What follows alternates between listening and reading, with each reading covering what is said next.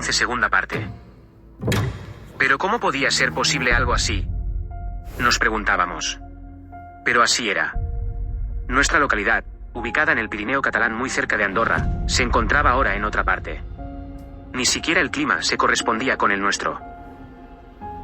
En ese instante, cuando decía esto último, a Laura le vino algo a la cabeza que la hizo interrumpirle. Oh, Dios mío. Taulines. Ya decía yo que me sonaba ese nombre. Annie la miró mientras continuó diciendo. Hay una leyenda, en la que se cuenta, que un pueblo del Pirineo catalán desapareció completamente de un día para otro con todos sus habitantes sin dejar rastro. Ese hecho ha quedado como uno de los grandes misterios de la historia de este país. Hay quien asegura que solo era una leyenda, un cuento de miedo inventado, porque según eso pasó hace más de 200 años, en 1800 y algo. Explicó la chica sorprendida y a la vez aterrada. En 1854 para ser exactos. Les informó el alcalde. Para ustedes pasó hace 200 años. Para nosotros hace solo 3. Las expresiones de confusión de las mujeres al oírlo fueron evidentes. Ese hombre les estaba diciendo que de alguna manera ese pueblo se había trasladado de lugar y de época. Eso habían entendido. Una auténtica locura, pero aun siendo lo explicaba muchas de las cosas que estaban viviendo y que no comprendían hasta ese momento. Ese día murieron otros tantos de nuestros amigos. Hizo otra breve pausa para recordarlos y luego continuó, viéndonos liberados de esas luces. Algunos intentaron salir del pueblo. Cuando lo hicieron, al sobrepasar la linde del mismo, ocurrió algo que nos aterró hasta límites inimaginables. Imagínense lo que es ver a una persona envejecer de forma acelerada. Deteriorarse hasta consumirse totalmente. La carne desaparecerle hasta quedar los huesos y estos últimos convertirse en polvo hasta no quedar nada. Pues ahora imagínenlo, pero pasando en solo un instante. En solo unos segundos. No entendíamos nada. Solo sabíamos algo seguro, que estábamos atrapados en este maldito lugar. Ese primer año fue el peor. Ignorábamos absolutamente todo. No sabíamos dónde nos encontrábamos y por supuesto no sabíamos que no estábamos en nuestra época. No lo supimos hasta un año después. Pero aún no hemos llegado a esa parte de la historia. Dijo haciendo una pausa para beber un trago de vino. Luego siguió el relato.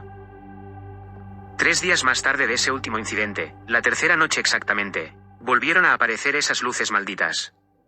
De nuevo envolvieron al pueblo formando una cúpula. Esa vez duró 3 semanas, luego volvieron a evaporarse. Nuestra confusión aumentó después de esa segunda vez de forma exponencial. Ahora el pueblo se encontraba en otra ubicación totalmente diferente a la anterior. De alguna manera que no entendíamos, el pueblo había viajado de nuevo hacia otra parte. Pero nuestra maldición solo acababa de empezar. Estábamos atrapados sin poder salir. Los recursos comenzaban a agotarse. La comida pronto empezó a escasear y no aparecía nadie por el pueblo. Cada 3 días, en la tercera noche concretamente, las luces verdes volvían a aparecer, y en cada ocasión duraba indistintamente. A veces solo estaban unos pocos días y a veces duraba meses. Annie escuchaba atentamente la historia. Ahora ya no le parecía tan absurda, aunque ciertamente lo era. Una auténtica locura, pero que respondía a muchas preguntas que se había hecho desde la primera vez que visitó ese pueblo endemoniado. Por ejemplo, explicaba el hecho de no haber una carretera de acceso al mismo. También el de no haberlo encontrado las otras veces que lo había buscado. Explicaba la vestimenta y modo de vida de los lugareños, e incluso explicaba que no supiera que había gas dentro de las bombonas. Es verdad que el gas se descubrió en Estados Unidos en 1821, pero no fue hasta 1957, cuando se inventó la bombona y comenzaron a meterlo en ellas. Esta gente eran de una época anterior, 100 años antes de ese invento. Por eso no lo conocían. Era increíble, pero estaba pasando. Aún quedaban muchas respuestas por obtener, aunque solo le interesaba y le preocupaba una. ¿Qué sería lo que tenían pensado hacerles a ellas? Ese pensamiento la consumía en esos momentos agónicos en aquella plaza junto a la hoguera. El señor Pons continuó. Empezamos a racionar la comida. No sabíamos el tiempo que duraría esta maldición que se cernía alrededor de nosotros. Teníamos cerdos, gallinas y vacas. Estos nos proporcionaban los alimentos que nos mantenía en este lugar. También cazábamos allá en nuestra tierra. Pero ahora estábamos limitados a lo que ya había en el interior de la localidad. Poco a poco los recursos se fueron agotando. En pocos meses terminamos con ellos. La gente perdió la esperanza. La maldición seguía y teníamos hambre. Así que otros muchos comenzaron a suicidarse. Se quitaron la vida familias enteras, incluyendo niños. Fue horroroso, ni siquiera podíamos enterrarlos como era debido. Así que comenzamos a arrojar los cuerpos hacia las luces para que éstas se encargaran de hacerlos desaparecer. Era el mejor entierro que podíamos proporcionarles teniendo en cuenta las circunstancias. Solo teníamos un par de huertos pequeños en algunas de las casas que nos proporcionaba patatas, zanahorias y tomates, aunque no lo suficientes para todos. Pero entonces un día nos dimos cuenta de que el sacrificio de estos podía ser la salvación del resto. A las hermanas se les puso una expresión de duda en sus rostros sobre lo que estaban entendiendo con eso último. Así que a continuación dijo: teníamos mucha hambre. ¿Qué podíamos hacer si no? Lo dijo agachando la cabeza unos momentos para mirar al suelo. Oh, Dios mío, Annie. Se los comieron. Exclamó Laura espantada. La hermana mayor hizo un gesto repulsivo al oírlo. El alcalde unos segundos después de ese recuerdo continuó. Eso nos cambió. El tener que alimentarnos de nuestros amigos, de nuestros convecinos, fue algo con lo que tendríamos que vivir el resto de nuestras vidas. Los demás lugareños asentían con la cabeza confirmando esas últimas palabras del señor Pons. Por ello llegamos a un punto que no podíamos seguir haciéndolo. Decidimos que jamás utilizaríamos los cuerpos de nuestra gente para alimentarnos. Nos encomendamos a Dios y decidimos que si Él había permitido esto y a la misma vez no nos permitía poder abandonarlo para buscar alimentos, entonces aceptaríamos nuestro destino y seguiríamos los pasos de nuestros amigos muertos. Un buen día las luces pararon y apareció una pareja. Vestían con ropajes muy extraños.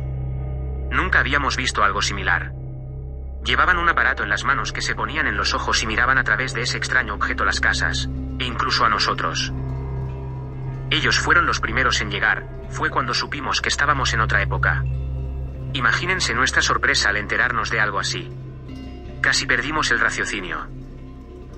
En ese momento comprendimos después de casi un año sin que apareciera nadie, que Dios no los había enviado para nuestra supervivencia.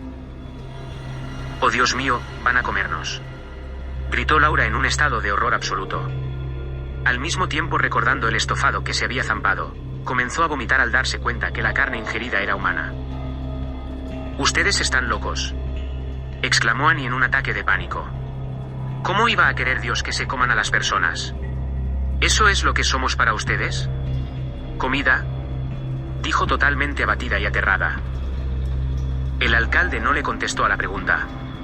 En vez de ello se dirigió hacia dos de los lugareños para decir: traedle. Acto seguido se levantaron de sus respectivas sillas, y se encaminaron hacia la calle que daba acceso a la salida de la localidad, perdiéndose por ella. El alcalde siguió hablando. La última vez que el pueblo se detuvo fue hace mes y medio. El segundo día apareció un hombre, decía que era deportista. Nos informó que estábamos en el año 1995.